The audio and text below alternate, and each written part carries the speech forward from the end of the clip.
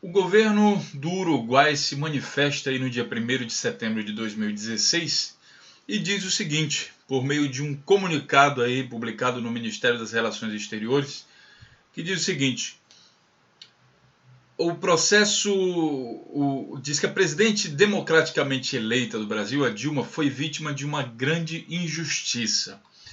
O link eu vou deixar logicamente aqui com vocês, vou aumentar aqui o tamanho da tela. E ele diz o seguinte aqui embaixo: Uruguai deseja destacar o rol do presidente Dilma Rousseff em fortalecer a histórica relação bilateral que permitiu alcançar uma aliança estratégica que ha redundado em benefício de ambos pueblos. O Uruguai deseja que o marco da institucionalidade democrática do povo brasileiro alcance seus objetivos de estabilidade, mas além da legalidade invocada, o governo uruguaio considera uma profunda injustiça dicha destituição. Então, o governo se pronunciou oficialmente, digamos assim, e considera o afastamento da Dilma uma profunda injustiça, uma grande injustiça. E daí o Uruguai se junta nessa coisa aí dentro da América do Sul, junto com outros países que inclusive já retiraram os seus embaixadores do Brasil após o impeachment, que é o presidente do Equador. O presidente do Equador, logo após a confirmação do resultado do impeachment, retirou o embaixador do país aqui do Brasil. Rafael anunciou a decisão em seu perfil do Twitter, onde escreveu: destituíram Dilma, uma apologia ao abuso e à traição. Retiraremos nosso representante da embaixada. O presidente da Bolívia havia anunciado pela manhã que recorria da medida caso o impeachment fosse aprovado pelos brasileiros. Após a confirmação, ele escreveu em seu perfil: estamos convocando o nosso embaixador do Brasil para assumir as medidas aconselháveis nesse momento. O outro foi o da Venezuela, que também tirou em resguardo decidiu retirar definitivamente seu embaixador do Brasil. Então temos aqui Bolívia, Equador, Venezuela e agora o Uruguai também se manifestando. E eu sei que muitos de vocês vão dizer o seguinte: esses países lá têm importância de nada, manda todo mundo tomar no rabo, são tudo comunistas e não sei o quê. Eu publiquei outro vídeo lá sobre essa questão de comunista, de negócios com a China, e teve um comentário que eu achei interessante, que ele diz o seguinte: não interessa se é comunista, basta que a gente tenha uma relação comercial com eles e que a gente ganhe dinheiro com isso, o resto que se foda para lá, não interessa que ele é comunista.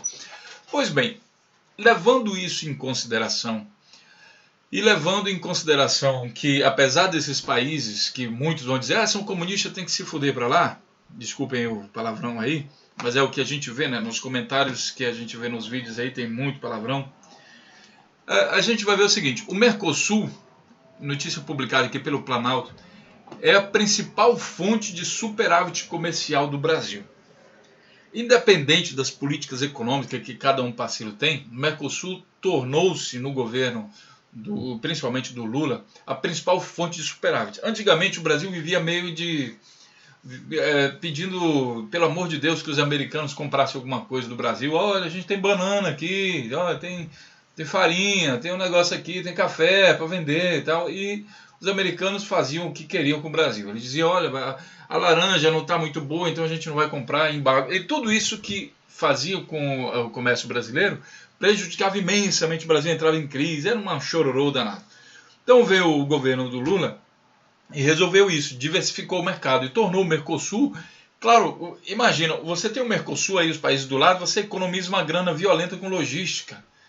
Aí o Lula foi lá e fortaleceu o Mercosul, fortaleceu a relação com a África, né, fortaleceu a relação com a China e mudou o eixo da economia do Brasil. O Brasil deixou de ser dependente dos americanos e da União Europeia.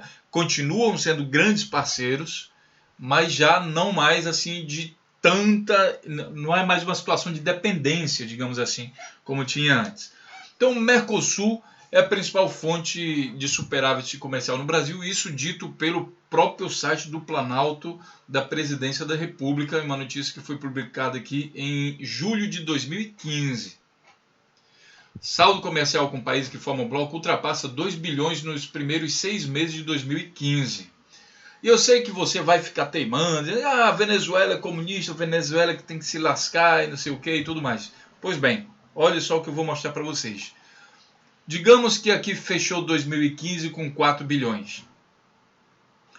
A Venezuela é um dos principais parceiros desse comércio. Em 2015, a corrente de comércio com a Venezuela foi de 3,7 bilhões de dólares, com saldo positivo de 2,3 bilhões para o Brasil. Apesar da Venezuela ter todo o defeito que você vai querer dizer que ela tem, ela é um dos principais parceiros comerciais do Brasil dentro do Mercosul.